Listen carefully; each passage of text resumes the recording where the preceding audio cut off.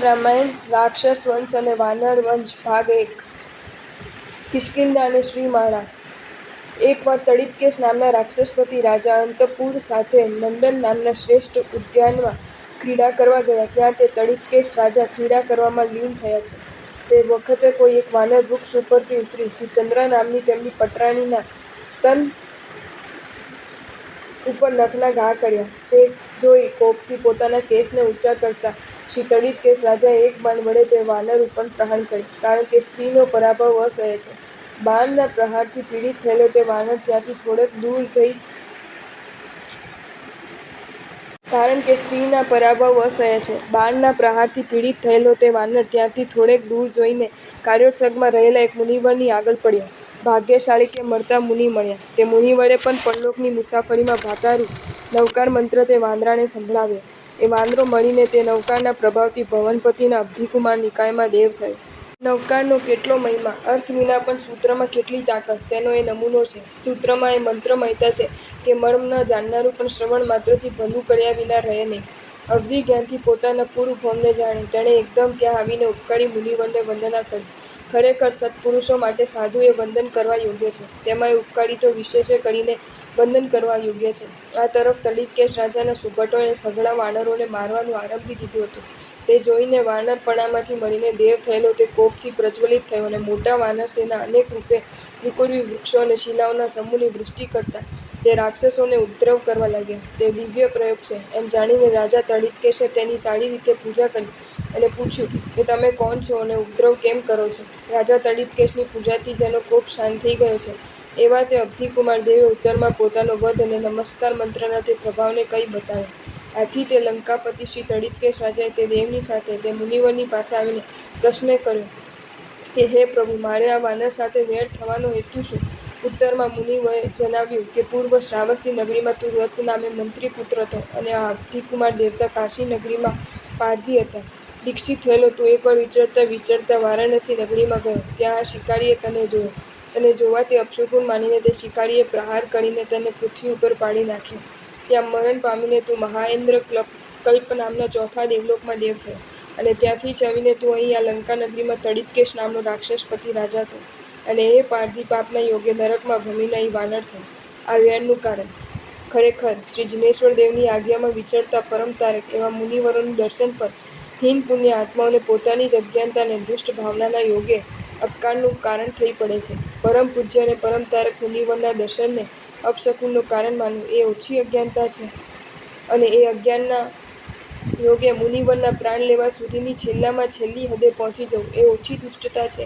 એ અજ્ઞાનતાથી અને દુષ્ટતાથી તારકના સુયોગ મળવા છતાં બિચારા એ પારધીના જીવને નરકમાં ભટકવું પડશે એ ઓછી વાત છે. મુનિ પણ આવા આત્મા ઉપર ઉપકાર કઈ રીતે કરે? દુઃખાવસ્થામાં નવકાર મંત્રના સ્મરણથી તેને એ અયોગ્યતા નાશ પામી ગઈ અને તે દેવ થયો. અને તે દેવતા પોતાના પૂર્વ સ્થિતિ સાંભળી શાંત થયો અને અસામાન્ય ઉપકારી એવા તે મુનિવરને વંદન કરી લંકાપતિ શ્રી તડિતકેશ રાજાને જણાવીને તે દેવ અંતર્ધ્યાન થઈ ગયો. મુનિવરે કહેલા પોતાના પૂર્વ ભવને સાંભળી શ્રી તડિતકેશ રાજાએ પોતાના સુકેશ નામના પુત્રને રાજ્ય સોંપી દીક્ષાંગીકાર કરી અને પરમપદ મોક્ષપદને પામ્યા. શ્રી ગણોધરીરથ રાજા પોતાના કિષ્કિંધી નામના પુત્ર ઉપર કિષ્કિંધા નગરીના રાજ્યભારને સ્થાપીને અને દીક્ષા અંગીકાર કરીને મોક્ષમાં ગયા. કેવી ઉત્તમતા! કેવી પુણ્ય પરંપરા! એ સમયે શ્રી વૈતરણીગિરી ઉપર આવેલા રથલુપુર નામના નગરમાં વિદ્યાધરોના સ્વામી શ્રી અશનિવેગ નામના રાજા હતા. તે રાજાને પોતાના ભુજાદંડ જેવા વિજયદેવ અને વિદ્યુએગ નામના 2 મહાજયવંત પુત્રો હતા.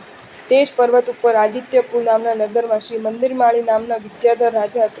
શ્રી મંદિરમાળી રાજાને એક શ્રીમાળા નામની કન્યા હતી. તે કન્યાના સ્વયંવરમાં શ્રી મંદિરમાળી રાજાથી બોલાવેલા વિદ્યાધર રાજાએ જ્યોતિ દેવતાઓ જેમ વિમાનમાં બેસે તેમ મંચા ઉપર પોતાની બેઠક લીધી. શ્રીમાળા નામની રાજકન્યા પ્રતિહારી દ્વારા કહેવાયા વિદ્યાધર રાજાને ક્ષુદ્ર નદી જેમ પાણી દ્વારા વૃક્ષોને સ્પર્શ કરે તેમ દ્રષ્ટિથી જોતી ક્રમમય કરીને તે શ્રીમાળા નામની રાજકન્યા સઘળા અન્ય વિદ્યાધરોને છોડીને ગંગા નદી જેમ સમુદ્રમાં જાય તેમ તે શ્રી કિષ્કિંધી કુમારને પાસે જઈને ઊભી રહી અને શ્રી કિષ્કિંધી કુમારના કંઠમાં વરમાળા નાખી. આ દ્રશ્યને જોતાની સાથે સિંહની માફક સાહસપ્રિય અને ભ્રુકુટીથી ભયંકર મુખવાળો બનેલો શ્રી વિજયસિંહ નામનો શ્રી અશ્વિનીવેગ રાજાનો કુમાર રોષપૂર્વક ઊંચા સ્વરથી આ પ્રમાણે બોલ્યો: શાળી રાજધાનીમાંથી જેમ હંમેશને માટે અન્યાયના કરનારા ચોરોને કાઢી મૂકવામાં આવે છે, તેમ પહેલથી પણ આ દુર્નયના કરનારાઓને વેતાળીય પર્વતની રાજધાનીમાંથી કાઢી મૂકવામાં આવ્યા છે. તો પછી આ દુર્નડકારી અને કુલાધામોને પાછા અહીં કોણ બોલાવ્યા છે? પણ ફિકર નહીં, હવે ફરીવાર આવી શકે નહીં તે ખાતર તેઓને શું પશુઓની જેમ મારી નાખું છું? હવે વિચારો કે શ્રીમાળા પોતાના ઇષ્ટ લાગે તેના કંઠમાં વરમાળા આરોપે, એથી ગુસ્સે થવું એ ઉચિત છે? નથી જ. છતાં પણ લાલસા ઉચિત અનુચિત કશું જ જોતી નથી. એથી જ ભ્રુકુટી ચડાવી તે બોલ્યો કે આ બધી અન્યાયી રાજાઓ છે, ચોટ્ટાની જેમ વેતાળીએથી હાંકી કાઢેલા છે. તો એ દુષ્ટોને આમંત્રણ કર્યું કોણ? એમને તો પશુની પેઠે મારી નાખવા જોઈએ. પણ એ પ્રમાણે બોલતા એ ખબર ન રહી કે જેની કન્યા વળી તે તો એને સહાય કરશે, તેમ કિષ્કિંધી પણ કાંઈ નબળો ન હતો. જે કુલોમાં ઉત્તમ આત્મા ઉત્પન્ન થાય તે કુલો, તેના પૂર્વજો અને તેના આખરી પરંપરા એટલી ઉત્તમ હોય છે, તે આ ઉપરથી સમજી શકાશે. શ્રી રાવણની પરંપરા ઠેઠ શ્રી અજીતનાથ સ્વામીના વખતથી લીધી. તેમાં આપણે જોયું કે પ્રસંગોપાત અસંખ્યાત રાજાઓનો મોટો ભાગ સાક્ષાત શ્રી જિનેશ્વર દેવ પાસે અગર તેમના શાસનના મુનિપુંગવો પાસે સંયમ લઈ મુક્તિપદે અને સ્વર્ગે ગયા છે.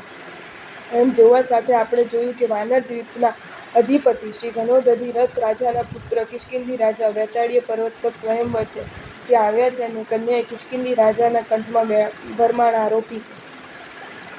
એથી વેતાળીય પર્વતના સ્વામી શ્રી અશ્વિનીવેગ રાજાના બે દીકરા પૈકીનો એક કોપાયમાન થયો છે અને કોપાયમાન થઈને સ્પષ્ટ અક્ષરોમાં કહી દીધું છે કે અમને બોલાવનાર કોણ અને હું તેઓને પશુઓની માફક મારી જ નાખવાનો. આટલું કહીને તે અટક્યો નહીં, પણ તરત જ મહાપરાક્રમી અને યમના જેવો તે વિજયસિંહ કુમાર આયુધોને ઉછળતા કિષ્કિંધી રાજા પાસે તેનો વધ કરવા માટે આવી પહોંચ્યો. હવે કાંઈ કમી ના રહે. શ્રી વિજયકુમારને પાસે આવેલો જોઈ શ્રી કિષ્કિંધી રાજા તરફથી સુકેશ રાજા વિગેરે અને શ્રી વિજયસિંહ તરફથી પુરુષાર્થ કરીને ધૂળધર એવા બીજા વિદ્યાધરો સામ સામે યુદ્ધ કરવાને તૈયાર થઈ ગયા. દંતાદંતી યુદ્ધ કરવાને પ્રવર્તેલા હાથીઓથી આકાશમાં તણખાણો ઝરવા લાગ્યા. ભાલાભાલી યુદ્ધમાં સ્વારે સ્વાર પરસ્પર અથડાયા લાગ્યા અને બાણાબાણી યુદ્ધમાં મહારથીઓ મરવા લાગ્યા તથા ખડગાખડગી યુદ્ધમાં સૈનિકો પડવા લાગ્યા. થોડા જ સમયમાં યુદ્ધભૂમિ લોહીથી કાદવવાળી થઈ ગઈ.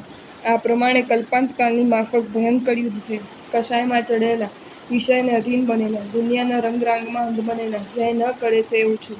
ઘણા સમય સુધી યુદ્ધ કરી કિષ્કિંધી રાજાના અંધક નામના નાના ભાઈ વૃક્ષ ઉપરથી ફળ પડે તેમ વિજયસિંહના મસ્તકને બાણથી પાડી નાખ્યું. આથી વિજયસિંહના પક્ષમાં રહેલા વિદ્યાધર રાજાઓ ત્રાસ પામ્યા, કારણ કે નાથ વિનાનો શૌર્ય ક્યાંથી આવે? ખરેખર નાયક વિનાનું સૈન્ય હણાયેલું જ છે. આ રીતે દુશ્મનો નિર્બળ થઈ ગયા બાદ સપરિવાર શ્રી કિષ્કિંધી રાજા શરીરધારી જયલક્ષ્મીના જેવી શ્રીમાળાને લઈ શ્રી કિષ્કિંધી નામના પોતાની રાજધાનીમાં ચાલ્યા ગયા. પણ કાંઈ યુદ્ધની પરંપરા શમે? જળ, જમીન અને જોરુના મોહ શમવા મુશ્કેલ છે. આ ત્રણની માયા છૂટે એટલા માટે તો તીર્થની સ્થાપના છે. એ ત્રણની મમતા છૂટે તો મારામારી ન જ હોય. એ ત્રણને મૂકવાનું કહેવાય તે ગમે નહીં. એનો જ આ અનબનાવ ચાલે છે. જેના ફંદામાં ફસ્યા તેમાંથી છૂટવાનું કહેવાય તે સહન થતું નથી.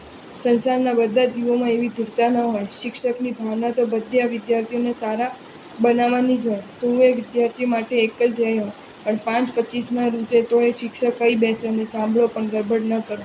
અમારો ઈરાદો પીડા કરવાનો નથી. અમારો ઈરાદો સંસારમાંથી કાઢવાનો છે. કાં તો આખા નીકળે, કાં તો અડધા. અડધા નીકળો તો પણ એમ માનીએ કે આખા નીકળવાનું છે. ધમાચકડી થાય પણ મૂંઝવાનું નહીં. હંમેશ માટે આપણી ભાવના અને હેતુ સાચો છે. આપણા નાયક તો દેવાધિદેવ જ છે. આધાર એ દેવાદેવની આજ્ઞા છે. ભાવના સંસારથી કાઢી મુક્તિએ મોકલવાની છે. ઈરાદો અને ભાવના ઉત્તમ છે તો હોહાથી ડરવાનું હોય જ નહીં, કારણ કે પરિણામ સુંદર જ આવે. જેનું પરિણામ સારું તે વસ્તુ કડવી હોય તો ગોળી પીવી. ઉકાળો લોહીને સુધારનારો હોય તો કડવો હોય તોય પીવો. માથાના વાળ ઉખડી જાય પણ તાવ જાય, તમારા પણ માથાના કેસ ઉખડી જાય, પણ સંસારનો રાગ તો ઘટે ને?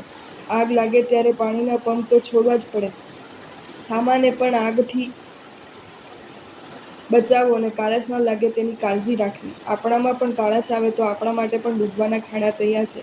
એમાં જરા પણ શંકા નથી, એ નક્કી માનજો.